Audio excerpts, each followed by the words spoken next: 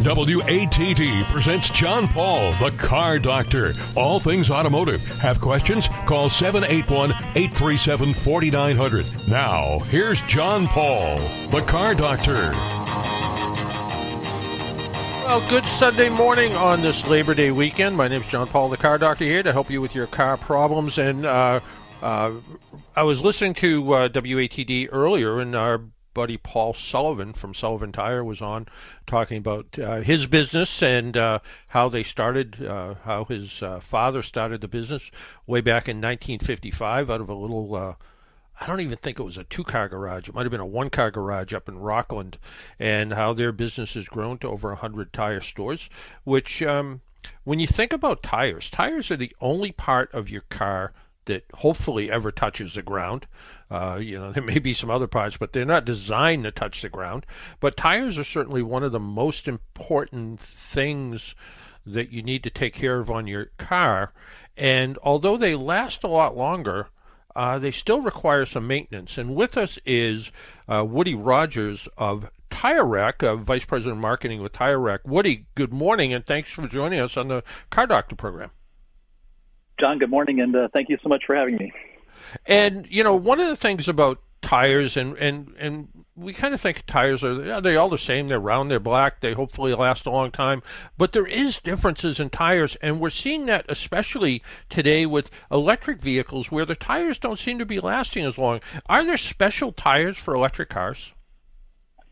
Well, man, that's a loaded statement leading to a question.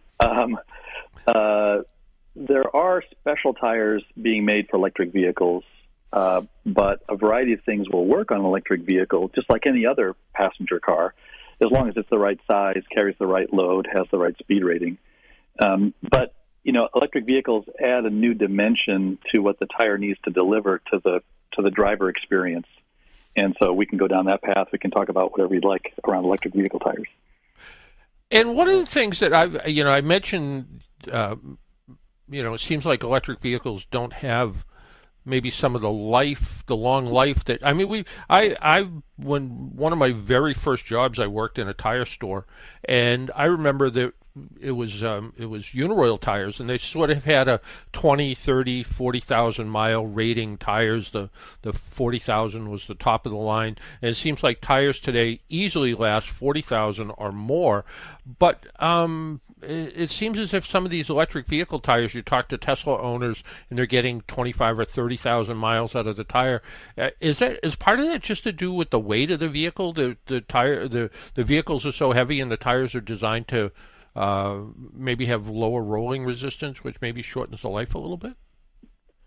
Well, you've got part of it, I think, spot on. Electric vehicles do wear tires more quickly than the equivalent passenger ICE internal combustion engine vehicle does. And a large part of that is the weight of the vehicle, the battery-powered electric vehicle. They're very heavy. Another big component that a lot of people don't take into account is the torque delivery out of an electric motor. It is instant versus a gas-powered vehicle that takes some time to build the power as you accelerate and the engine picks up speed. And that torque factor, which is thrilling to drive with, and even everyday drivers kind of catch on to this instant torque and the power that it gives you right under your toes on your gas foot. That torque plus the weight wears out tires more quickly. So even specially designed electric vehicle tires, which that are very efficient as they roll, or a regular tire, that the same tire you would put on your gas-powered vehicle, they will both wear about 20% faster on the electric vehicle than on the gas-powered vehicle. That's been kind of the industry standard. It's kind of interesting you talk about that, the instant torque, and you're absolutely right. At my full-time job at AAA, we just got 11 of the 35 Ford Lightning pickup trucks that we had on order come in recently, and we actually have to do a little bit of driver training with the folks that are going to drive them, because the torque is so instantaneous, and they are ridiculously fast. Well, and not that everybody is a hot rod driver tearing around the roads, but the power that you have at your toe tips, so to speak, is a little bit addictive, and you're like, wow, I can go from here to there, and you just you're empowered to move more swiftly than before. And you take advantage of that. That's natural as a driver. And so that just wears the tires more quickly.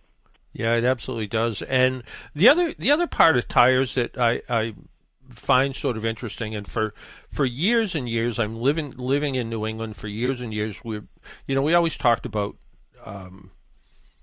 all season tires, but there's nothing like putting dedicated winter tires on a car when the snow flies, is there?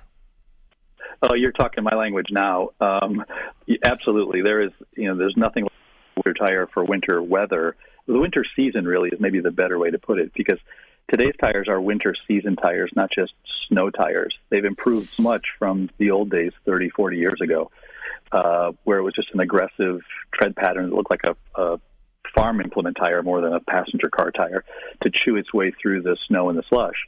Today's tires rely on today's winter tires rely on very advanced tread compound, the thing you can't see. It's the black magic in the tire that provides traction in really cold conditions, on snow, on ice, in slushy roads. Even cold, dry roads will benefit from a winter tire more so than the very typical all-season tire that we want to drive on all year. Yeah, that's a really good point. I remember years back, I was road testing an Audi A4, a car that Quattro should be great in the wintertime. I think we got about 1/8 of an inch of snow, and it had conventional, probably summer tires on the car. Probably.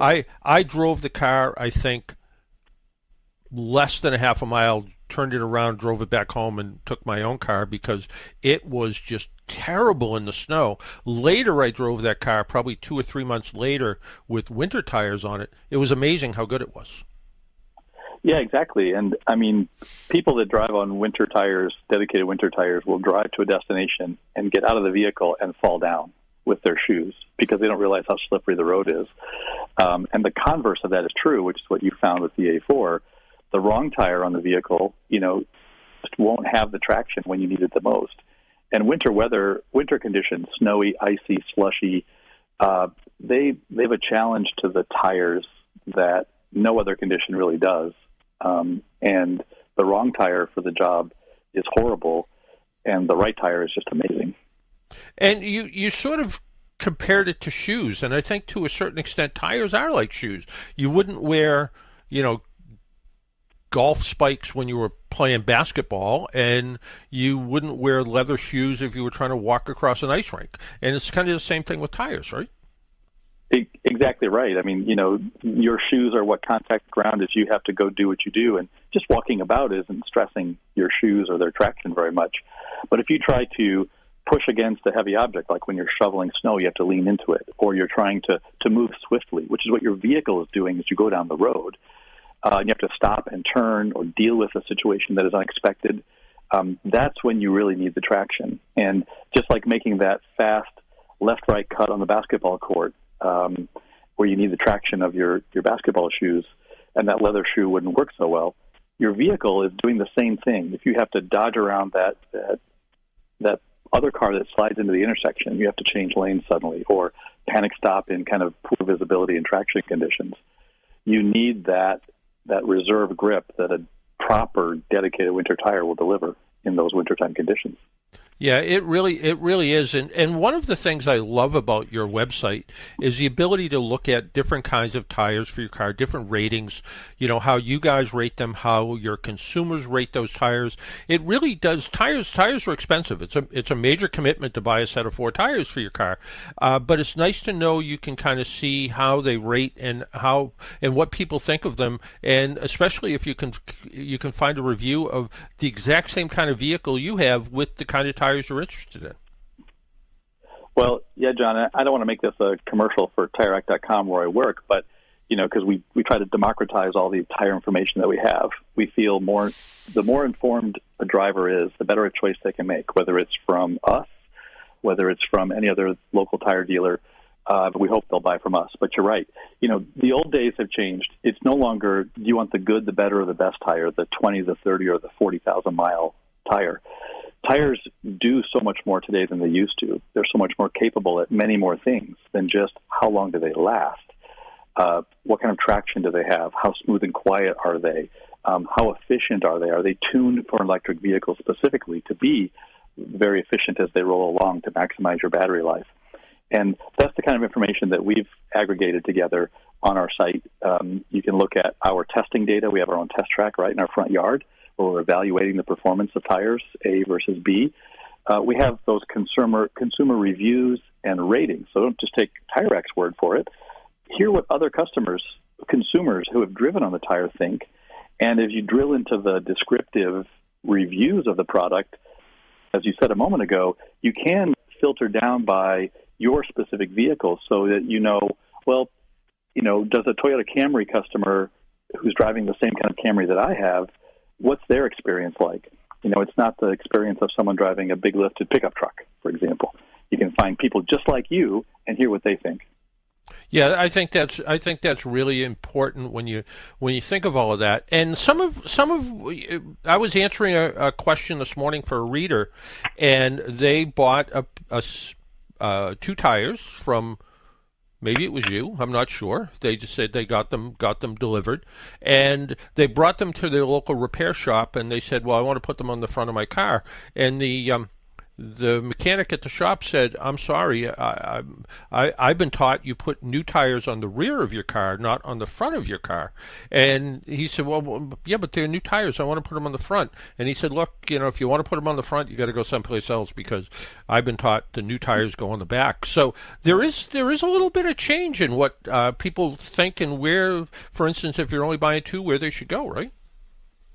For sure. I mean, the front tires on any vehicle, especially many of today's front-wheel drive or all of today's front-wheel drive, and many of the all-wheel drive vehicles, which are really front-drive biased, the front tires are doing 75% of the work to stop and turn your vehicle. Well, to stop your vehicle, they're doing all the work to turn it, and they're probably doing all the work to get it to accelerate. So the front tends to wear the most, and wear the quickest. And they also will have worn-out tires up on the front. You'll feel them slipping in bad weather the quickest. So the conventional thinking is put the deepest treaded, the new tires up on the front. When you have shallower tires in the rear of your vehicle, the situation that is created when you're driving in deeper rain or in slushy and snowy conditions, the rear of your car could very well lose traction before the front does where those new tires are. And that creates an oversteer situation. And driver training will tell you to steer into the skid, look where you're going, manage that slide. That's all fine and good, but when physics takes over, there's really not much you can do if the rear of the car is hydroplaning in the rain before the front is. And it will just tend to slide around, and there's really nothing you can do until those tires come back down through the water and regain grip. So new tires on the front can create a very unsafe vehicle dynamic in certain circumstances.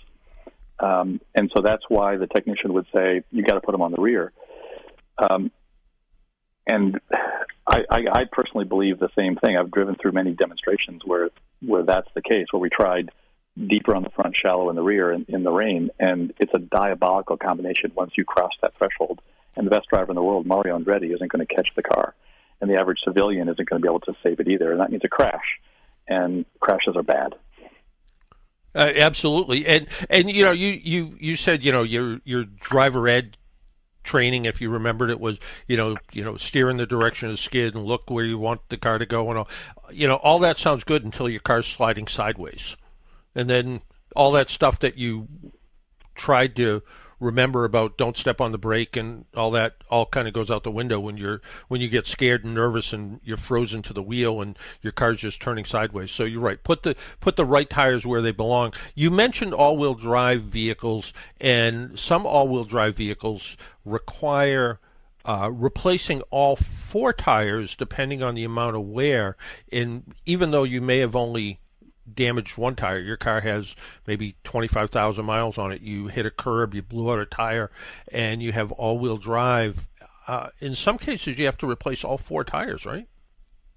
Well, you may. The critical value is some of these all-wheel drive vehicles, like Subaru is the most common example, needs very closely matching tread depth, so the tires are all four tires are the same diameter. So as they roll, they're all rolling at the same speed and cover the same ground with every revolution. Imagine taking a kind of a red Solo cup, put it on its side, and push it. Does it roll straight or does it roll in a circle? It rolls in a circle because one end of the cup is larger, has deeper tread than the other end of the cup, the base, which is smaller.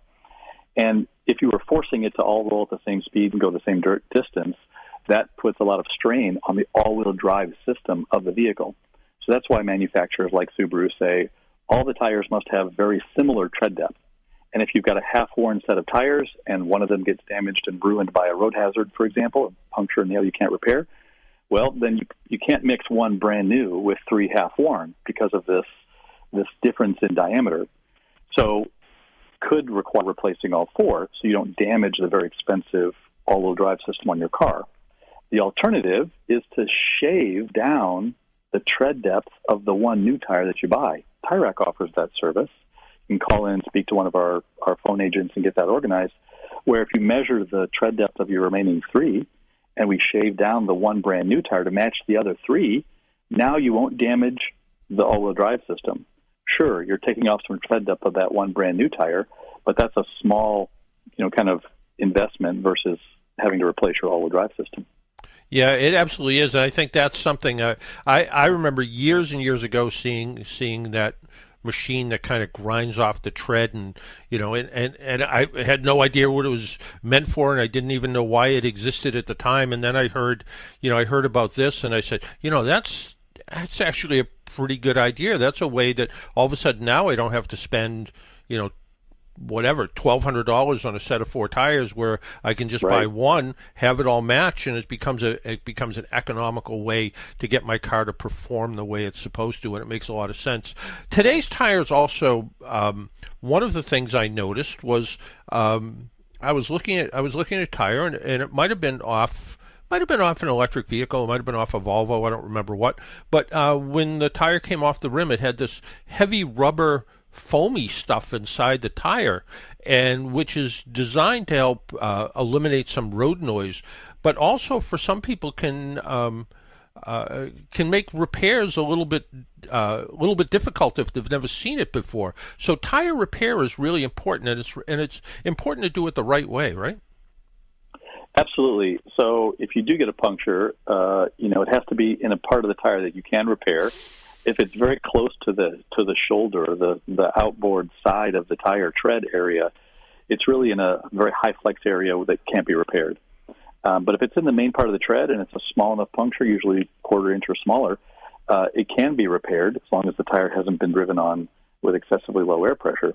But this foam inside the tire, and it's kind of a dense foam rubber that some luxury ICE-powered, gas-powered vehicles and many of the electric vehicles have this layer of foam bonded underneath the tread area, and it's there to dampen the sound that the tire makes. It's a big enclosed chamber. It's like the big bass drum in a drum set that the rock band would have. And you'd see some garage bands, they would put a pillow inside that kick drum. Why? It's to dampen and tune the sound. The foam rubber inside the tire isn't there to support the weight, not cushioning your feet. It's there to dampen the sound and make it a smoother, quieter ride for you as you get on the road. It is in this area where if you have a nail through the tread, they have to do the repair. And so the technician has to remove a small piece of that. It won't really affect the sound that you'll hear, but he has to get it out of the way. A proper tire repair isn't just a string plug you buy at the AutoZone and stick in there yourself. The tire has to be dismounted and inspected to make sure it's not damaged on the inside. And then there has to be a patch on the inside of the tire, as well as a plug that goes through the thickness of the rubber and through the tread area. So you're patching and plugging. The patch seals the air, and the plug repairs the injury through the rubber and the steel and the fabric layers that are in that tread area. Tires aren't just rubber. There are other, as I said, non-rubber components inside the tire, and you have to seal up those areas, those edges, seal up the injury so that as you continue to drive, water and things don't get inside there and begin to affect the fabric and the steel that are making your tire do what it does. Yeah, it really is. I think again, going back years and years ago, people plugged tires. That's what they did, and then people patched tires, and then they said, "Wait, we need to plug and patch." So, like you pointed out, you need to be able to repair the tire from the inside to fix the liner part of the tire, but also you need to fill that hole that keeps water from getting in and causing rust and deterioration.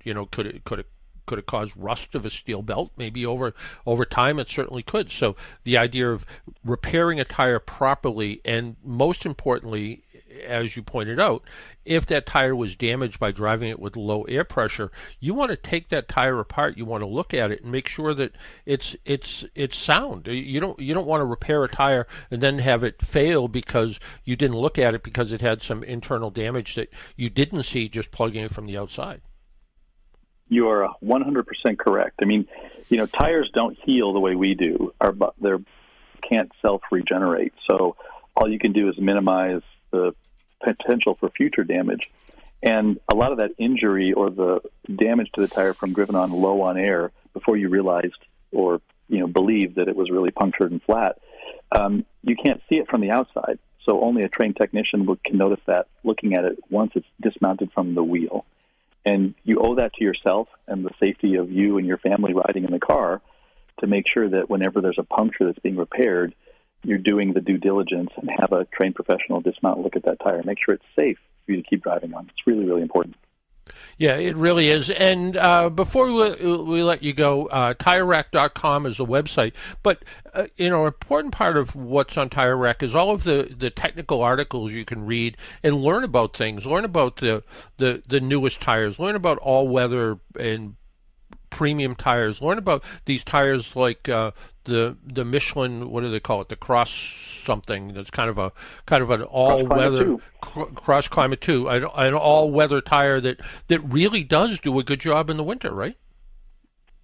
That's right. I mean, none of those all-weather tires can match a dedicated winter tire when it is a winter season, but the capabilities of the year-round tires, so it's like all-season plus, is really quite amazing to me. I've been in the tire business for almost 25 years, and I'm just stunned by the technological developments.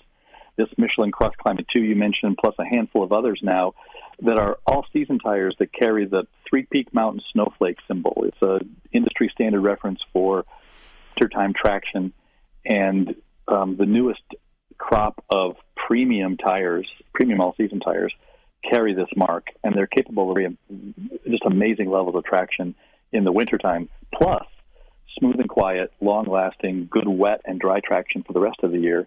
It's pretty amazing to see. And yes, you can find those all at TireRack.com or call and speak to one of our trained tire technicians on the phone. And if, say, for example, Jesse, our producer, wanted to buy a set of 4 dedicated winter tires for his car and a set of 4 matching wheels, so he can take his summer tires off and put the winter tires on, can TireRack hook them up with tire pressure sensors too? For sure. So that's a very important part in maintaining that safety feature of the tire pressure monitoring system, the TPMS sensors. When you buy a wheel and tire package, like for wintertime, we can install the matching set of sensors that work for your vehicle so that you maintain that pressure monitoring system, for sure.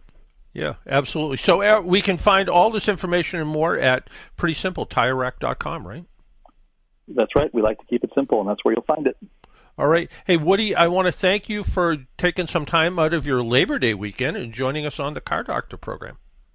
You're so welcome, and I really appreciate being here. Thank you so much. All right. Take care.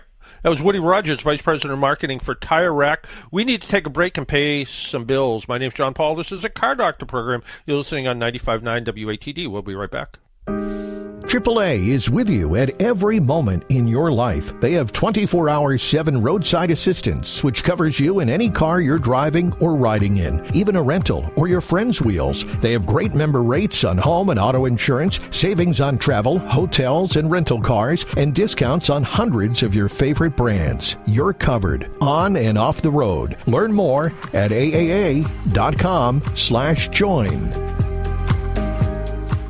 Quirk Kia South, offering the same great customer sales and service you expect from a Quirk dealership. Come in, browse their well-stocked lot, and drive home in a brand new Kia, like the 2023 Kia Forte or the 2023 Kia Sportage. And the Quirk service department will be available to you for the lifetime of your vehicle. Quirk Kia South works for you. Quirk Kia, 923 Plain Street, Marshfield, just off Route 3 at the new Exit 27. Visit QuirkKiaMarshfield.com. It works the same. you.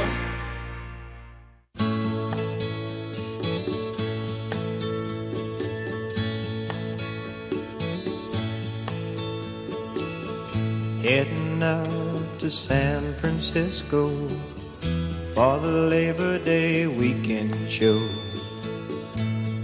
I got my hush puppies on. I guess I never was meant for glitter, rock and roll. And honey. And welcome back to the Car Doctor program on 95.9 WATD. I figured we'd put a little bit of Jimmy Buffett in here since he passed away over the weekend, and that is his famous Labor Day song. So we'll see if Jesse can come up with a few more and see what else is going on. But right now, let's talk to our buddy Robert. Robert, good morning. Your time and your wisdom. I have some concerns. Yeah, tell my wife about wisdom, would you? Yeah, well, I have the same problem. Yeah, anyway, these extended intervals that all manufacturers have, sometimes I'm thinking it's a conspiracy to have you adhere to it and then wish you hadn't, because, you get failures and issues in the long run. But, that's just my opinion. I'll let you talk about that later. What I am concerned with, both the Maverick and the Escape my wife has, coolant on the extended interval. It's 200,000 miles or 10 years on the Maverick, okay? On the Escape, though, it's only 100,000 miles or 5 years. So those are two discrepancies. The transmission, on the other hand, they're both the same, 150,000 miles, with an exception. If you're driving in dusty roads, sand, salt, whatever, it's 30,000 miles. I mean, that's a big discrepancy in fluid changes. To me, I won't be in that severe condition, but it seems that 10 years, 200,000 miles for coolant, that's way too long. Well, and it really depends on, that GM Dex Cool, the stuff that was orangey sort of stuff, and it turned into brown sludge if you left it in there too long. But one of the reasons it turned into brown sludge was because if it ran low, if the level ran low, and when it got really hot, it would turn into this stuff that looked like chocolate pudding almost. It was horrible. The new extended coolants, to see that 200,000. I looked up an Audi the other day. They consider it a lifetime fill.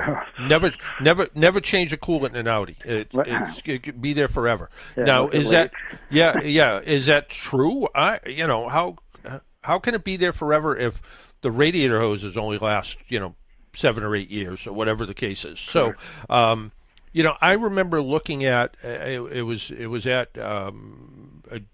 on a GM vehicle at the GM training center that is part of Mass Bay Community College, and they were looking at some GM coolant, and this stuff looked like you should have changed it 5 years ago. It was brown. It was brown and awful. And the guy who was teaching the class said, GM actually still doesn't recommend changing it because they test it and they say it still has all the vitamins and minerals in it that it should have that will make the car run. The color of it doesn't make any difference anymore. It's not the color, it's what's going on inside of it. And I'm like, come on, why don't we just change it and get it over with? Does this stuff last longer? It does. Are the manufacturers doing it to try to have higher failure rates off in the distance? I don't think so. I think what they're really trying to say is, look how cheap it is to maintain our cars because you don't have to do any of this stuff. And whether it's right or wrong, that's kind of what they're saying. They're saying, look, it's you don't have to do anything to your car for the first 100,000 miles. You don't have to change the oil. You don't have to change the transmission fluid. You don't have to change the coolant. Just change the oil every 5, 6, 7, 10,000 miles, and you'll be fine. And look how cheap it is. You don't have to spend all this money on maintenance every year. Yeah, so good selling point. Yeah. Yeah.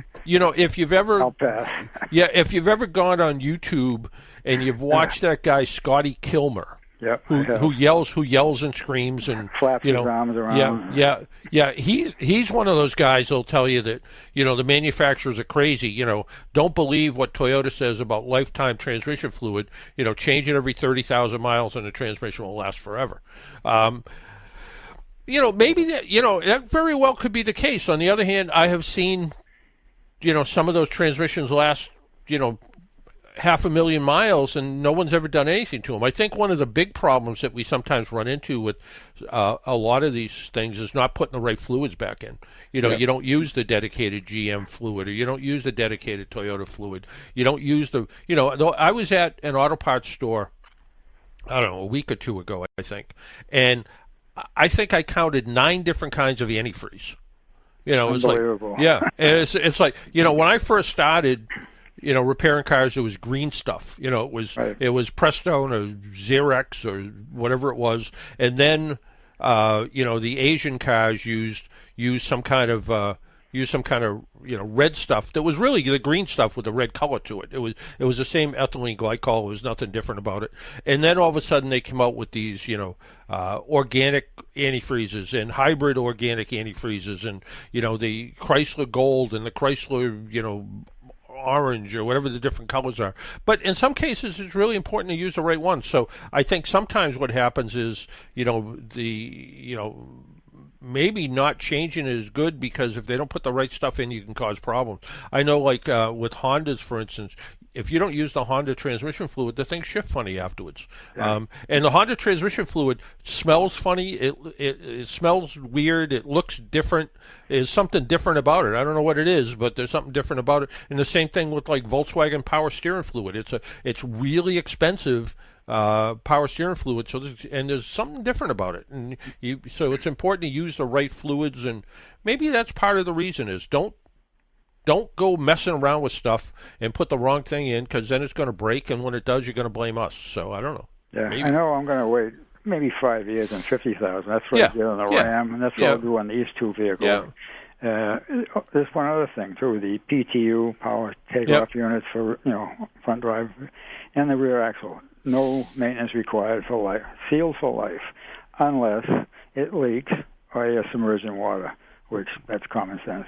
Right, and that's one of those things that it's like, you look at those things and you go, well, why? I remember going to GM school back in the must have been the 70s or 80s or something, when it was located where Fox 25 is now in Dedham, and we were talking about maintenance, and it was like, do your oil changes every 3,000 miles, and transmission fluid every 25,000 and all that. And the teacher brought up the instructor brought up the maintenance schedule, and he looked at it and said, there's so many exceptions back then. It was like, if you had a rooftop carrier, you pulled a trailer, you drove in dusty conditions, which in their mind could also mean stuff like, a lot of pollen in the spring. That could be dusty. So it was sort of like, unless you drive indoors, follow the severe maintenance, and you're never going to go wrong. Now, he probably would have gotten in trouble with, General Motors for saying that, because General Motors said, you don't need to do this, this, or this unless you do this and this. He looked at it that, who doesn't drive in, stop and go traffic if you drive in and out of Boston every day? Who doesn't drive in, temperatures that are below 20 degrees if you live in New England? Everybody does. But I think it's a routine of that stuff that makes the difference. Yeah, I know the oil's the same way. I'm in the Sevilla. That's what I do, 5,000 max. 7,500 is, considered normal, and then they got 10,000 if it's even less than normal. Yeah. That's crazy. No, 5,000, that's good enough for the oil change. If you don't need to do it, so what? It's your money, you spend it, and at least you have peace of mind and insurance. Yeah. I mean, there's no harm in over-maintaining your car. Now, Honda will say that, Honda doesn't even have a schedule. They have a little thing that pops up on the dash that says it's time to do this or time to do that. And their reason is it keeps you from spending money you don't need to spend, and it keeps you from adding to the environment of stuff like waste oil and things like that. Yeah. I don't know. Is it all of that? Maybe it's a little bit of that, but But I think it is true. I remember when I first started in the repair business years ago, we had a customer that would come in every 1,200 miles for an oil change. Yeah. And I was like, even back then, 1,200 miles was kind of a lot. And he would say he would go, no, that's why my cars always last as long as they do, because I change the oil every 6 weeks. And I'm like, that's a lot of oil changes over the course of a year. Yeah. And you talk to people that lived in Europe, and they would say, you change your oil every 3,000 miles. What's wrong with you people? We go 8, 10, 12,000 miles. And I don't know, somewhere in there's a happy medium, right. And we have this old Volkswagen that we keep here, and a little bit newer Volkswagen that we keep in Florida. They're 10,000 mile once a year oil changes. Well, neither of the cars probably go more than 4,000 miles, and both cars really only get driven for about 6 months at a time. So I do the once a year oil change. It's synthetic oil. I use a good quality oil. Try to use the factory filters if I can. And once a year, when the oil comes out at the end of a year, which is really only 6 months worth of driving, the stuff's still full and it looks brand new, but it's time to change it. Would I ever let it go 10,000? Even if I drove 10 or 15,000 miles a year, I probably wouldn't let it go 10,000. I want to do it a little bit more, because I know by then the oil's going to get a little bit more abuse. So right. Take it easy with it. Yeah. I do have one other oddity for you. I don't know if you've seen it. Maybe you have. A message pops up on the Maverick dash. I was in the car 15 minutes. It says, you've been driving too long. You need a coffee break. And I'm thinking, what? So the look on my face from the camera that's facing me internally thought I needed to pull over, and I've been driving too long. Apparently it happens to me all the time, because I'm actually driving the very base model, and it's kind of funny. It's actually 2022 Maverick Hybrid. So it's the one with the steel wheels, no cruise control. It's as basic as you can get. But the vehicle that I was driving before, the week before, popped up a couple times. It's time to take a break. The first time it did it, it was kind of funny. The first time it did it in a orange thing, showed a little coffee cup. The second time it did it in red, like, you really need to take a break. Well, what happened was I looked down for something, I did something, I varied my speed a little bit, and it was telling me I needed to take a break and rest. And and these new driver observation systems, maybe it can tell you if you're about ready to fall asleep behind the wheel. That's the idea behind them. And the Consumer Reports puts a lot into this driver monitoring stuff. In fact, that's one of the things they start to look for in their cars now is the car paying attention to you?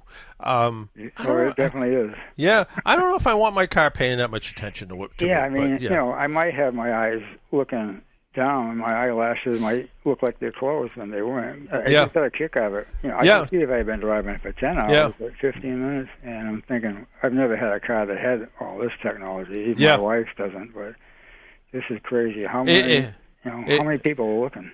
Yeah, I know. You kind of wonder, is it just the car that's looking, or is there somebody else watching you too? Right. Yeah. Full room. Yeah, there you go. Okay, Robert. Thanks all right, take care. Yep, bye-bye. If you want to join us, our phone number is 781-837-4900. I promise we will do trivia this week, and we will. We'll do that in a couple of minutes. But I do want to talk about the Ford Maverick pickup truck, the one that not as nice a one as the ones Roberts was driving. But this was the early model that came out. And this one has a bunch of miles on it. It's been around for a while, but Ford wanted to keep it in the press fleet because it is a little bit unique. It is the basic model. It's the XL. There's nothing fancy about it. It's a 4-door front-wheel drive hybrid pickup truck. It has plenty of power. I mean, it has more than enough power to do everything I needed to do. I drove it to Rhode Island on Thursday. My boss actually retired on Friday, so they had a little luncheon get-together for him, and we drove out there for that. It was, a good, comfortable ride out on the highway. Cloth interior. My wife felt the seats were a little too short. so not enough under thigh support, but reasonably comfortable all along. Back seat, a little bit tight if you have the front seats all the way back, but certainly adults can sit back there. Easily seats 4 without any real problem. Short bed. This one happens to have the spray-in bed liner. It also has the little flip-out cage that sort of extends the sort of a bed extender, so it flips out on top of the tailgate, so it gives you a little bit more useful room if you're carrying more stuff in the back, so it doesn't fall out of the back. I like the idea that it's a 4-door cab because it gives you that back seat room to be able to look at stuff. I used it yesterday. I went to the local Agway store near where I live here because one of our propane tanks ran out, and I was there, and there was a guy in a Ranger pickup truck, and it was a 2-door Ranger pickup, and as soon as he saw me get in this, he came over and he said, "What do you think of the Maverick? What do you think of it?" And I said, this is a pretty unique one. Steel wheels, no alloy wheels, pretty plain. I said, no cruise control, power windows, power door locks, power steering, automatic transmission, no satellite radio, just AM, FM radio, decent backup camera.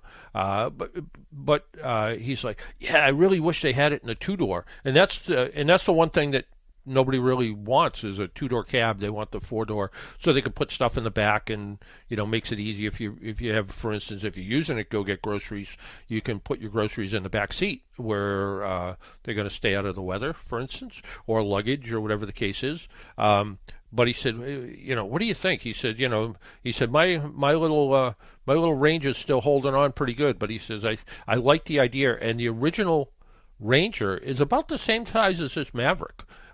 So if you remember the original Ranger pickup, kind of mini truck pickup, this is pretty similar size and shape. Fuel economy, 40 miles to the gallon is what I've been getting with this. And that's a combination of city and highway. It'll do, because it's a hybrid, it will do better on the highway. Overall, what was nice about these and kind of unobtainable is when these things first came out, they were like $20,000. Which is about as cheap as you can get for a pickup truck. So there you go. Why don't we take another break? But before we do, I promised trivia. And trivia's got to be a little bit unique because you can't be this is the trivia present or trivia gift is a AAA membership.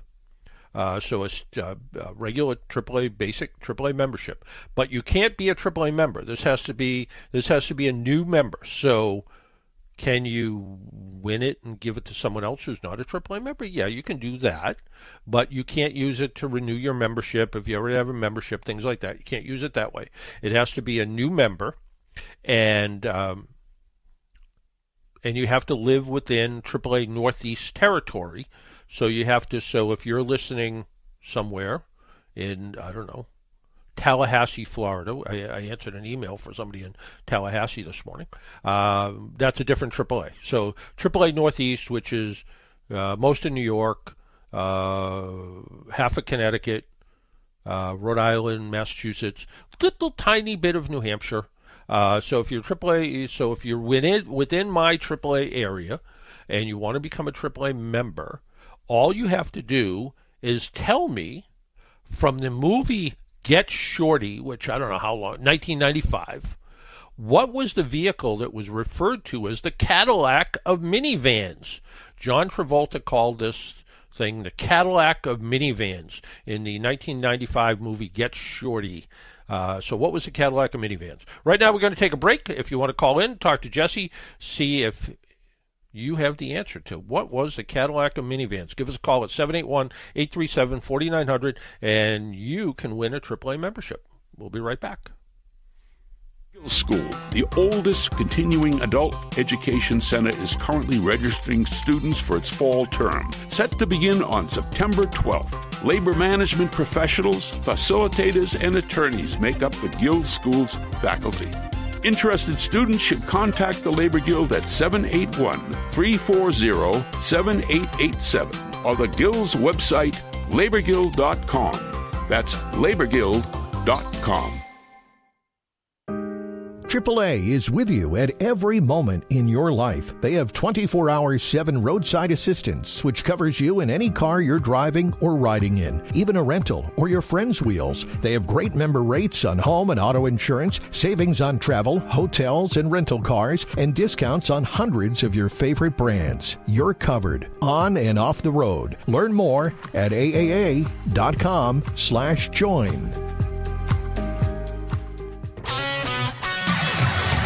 Talk radio with a South Shore point of view. Hi, I'm Kevin Tachi.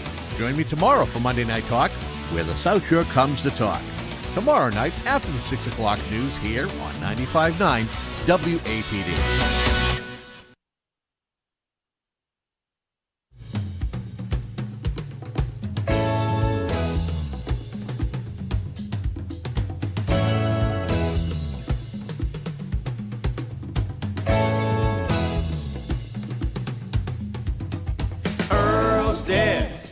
Cadillac for sale, and Eldorado sits out on the Tamiami Trail. Sign on the windshield tells the whole tale. And welcome back to the Car Doctor program on 95.9 WATD. Let's go to John in Boston first. John, good morning. John, how are you? Good, how are you? I have a 97 Grand Marquis with 500 and... What happened? Did we lose John? Jesse? It was exciting while it lasted, but yeah. It was. Lost John, It right? was, yeah. Well, let's go to Keith and Quincy then. Keith, Hello. good morning. Good morning. Good morning, sir. Along those lines, you were just talking about longevity. I have a 2009 Mitsubishi XLT, and I've never had it tuned up, and it's got 135,000 miles on it. What's the story with the tune-ups? I would probably put a set of plugs in it at this point, and hopefully you can still get them out. The spark plugs that are used in today's cars are last a really, really long time because they have these little teeny tiny electrodes and they don't tend to go bad, but eventually they have to be replaced. So I would think at least a set of plugs in that, maybe wires, or if it's coil unplugged ignition, you might want to look at the little boots that go to that. But at some point, those plugs are going to start to misfire. And the other thing is, the longer they stay in there, you said, what year is this thing? A 2009? 2009. Yeah. I've had it since So 2009. yeah. So at 14 years old, the big concern always is, are the spark plugs going to come out okay? Because they've been in there for so long. Usually with a little bit of care, they do. But still, I would think about, at this, before we go into winter weather, I would think about putting a set of plugs in it at least. Okay, sounds like a plan. And do you know anything about the Lincoln MKX? I'm looking for a used one in the early 2000s up to 2010, somewhere along that line. I can't seem to find anything on the internet, whether they're a good car, they have problems, or whatever. They are a nice-looking car. I've driven them. They really ride nice, but I don't know if there was some kind of inherent problems in them or not. Anything you look at, I think and I'm going to steal right from Consumer Reports here. You said Okay. You said MKX, right? MKX, yeah. It's just like the same thing as Ford Edge, the little upgrade. And the 1 year, according to Consumer Reports, to stay away from is 2019. But if you look at anything newer than that, they look like they're pretty good cars all the way around. Okay, I'm actually looking at something a little bit older, but yeah. But I mean, if you're looking for, they only go back to 2015. Which the 2015, for instance, is rated good all the way around, no issues whatsoever. So way above normal. So it looks like the newer one. The one to stay away from. Yeah, the one to stay away from is just the one that's only about 4 years old. So stay away from that one. All right, very good. Right. I enjoy it every weekend. I listen to it religiously. It's fantastic. All right. Well, thanks, Keith. All right. Take care. All right, thank you. And enjoy the rest of the weekend. Our phone number is 781-837-4900. And if you know what was referred to as a Cadillac or minivans, or John from Boston, if you're back, we can talk to you too. He is Either back. way. I wanted to, one of the other things that came out, as we're looking at some of the questions that came in this week, and every week, when I look at some of the issues that people have with their vehicles, and somebody was looking at a Honda CR-V, and they said they're looking to buy a new one. They actually have a 2008. They love it. It runs good, and there's no problems. It's got a whole bunch of miles on it, and they're looking for something under $42,000. And they said, they'd like reliability. They'd like something good. And it's scary that the price point may be a little bit harder to meet than you think. The average new vehicle transaction price now is a scary $48,000. And the typical hybrid sedan, is like $41,000, which makes something like this Ford Maverick sound like a bargain. Since you're looking for an SUV, they were kind of hinting around, luxury SUVs. I'd probably stay away from a luxury SUV. What I think I would rather do is get a fully loaded non-luxury SUV. And one of the things I recommended was the Hyundai Santa Fe in something called calligraphy trim, which is the fanciest model they have. It has everything from, a 281 horsepower engine to all-wheel drive. It has something missing on even some luxury cars. The passenger seat has power adjustments, where a lot of times on some cars today, unless they're high-end luxury cars, they're manual adjustments on the passenger side, which is not a huge thing, but still, it's the idea that this car can come up with that. And it has a suggested list price of, in the low 40s, so maybe something worth looking at.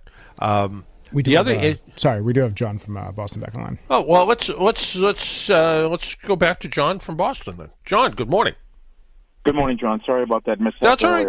That's all right. I've got a 97 Grand Marquis with 573,000 miles on it. The car has been great for 21 years. I called you before about it.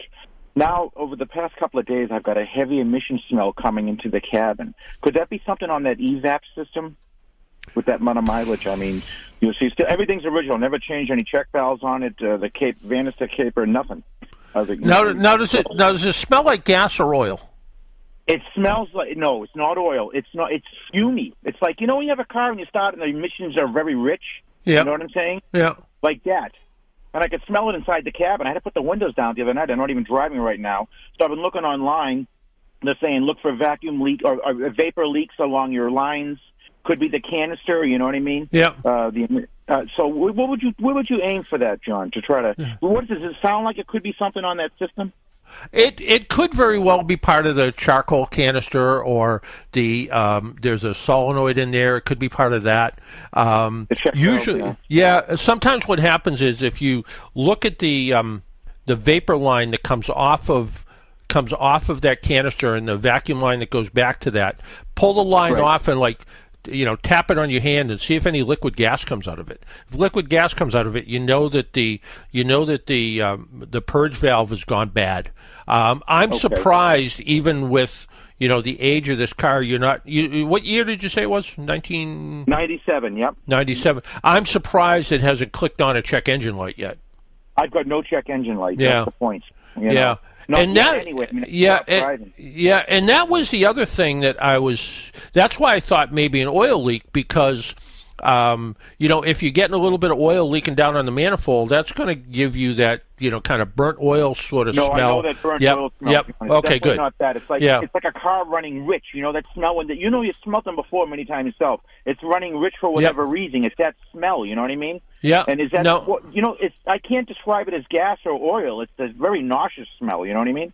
Yeah, and that's where I'd look. I'd kind of really spend a little bit of time looking at that evap system just to see what's going on with it. There, like I said, there's a canister purge valve in there that I would look at that and see if, like I said, pull the hose off of it and see if you're getting any liquid fuel up through there. That might be it. The canister itself sometimes can be a problem too. The canister itself, right? Especially with that mileage, John. What do you think with that mileage? I mean, that filter, something could probably be blocked or shut down at this point. Well, if the purge valve was blocked, it would be really hard to fill with fuel. So when you go to gas, by the way, the other day I was trying to put gas in there, and it kept shutting off on me a couple times. Okay, there you go. Okay, so it's somewhere in that purge valve system. What's happening is when you go to fill the car with gas, the purge valve should let the gas tank vent. And what's happening now, it's not venting correctly. So that is sort of in the direction of where I'd want to look, and just look at the various components that kind of make that system work. Right, and so you would target probably the purge valve first. Yeah. That's what I'd look at first. Certainly, and see what it looks like, and see what you got going on, and it's just also pinging a little bit too, John. It's never done that before, so that's a fuel mixture, correct? It could be because of the temp. If it's running a little bit rich, it could be because of the temperature the engine's running at. Higher. But that. Like I said, that valve is that valve's got vacuum connections going to it, and it's got an electrical connection going to it. It's I think the actual factory one is probably $100 or so, but you can probably even buy an aftermarket one. But it's got at least. I mean, I'm kind of going by memory. It's got at least 2 vacuum lines going to it, an electrical connection. So like I said, an easy way to tell is disconnect it and just look for liquid fuel. There shouldn't be liquid fuel. It should just be vapor. There should be no liquid fuel in the lines there. It should be just it should be vapor. If it's collecting fuel, it means it's not purging. Right. Okay, John. And chances are, if it's gone long enough, it's saturated the charcoal in that charcoal canister. So you might want to replace that too. Yeah, just do a 1-2 step on it, and then if you see anything compromised as far as lines go, just change them. That's what I'm going to do then, John. I'll order the 2 parts. Well, I check them first before you spend your money, but do that. Oh yeah, definitely. Yeah. I'm going to pull the line and see if there's any fuel there. All right, good enough. John, by the way, the answer to that question, was it a Dodge Caravan? It was not. But good guess, though. All right, thanks. Take care. Bye-bye. All right, we'll save the question for next week. That music means the program's just about over. If you want to, we could try to fire up. We have actually, I think I just dropped the call by accident. Yep, he's gone. Never mind. Next week. All right, never mind. All right. So until next week, make sure you wear your seatbelt, drive safely, be good to your car, and if you do see an emergency vehicle by the side of the road, slow down or move over. It saves lives. Talk to you all next week. Bye-bye.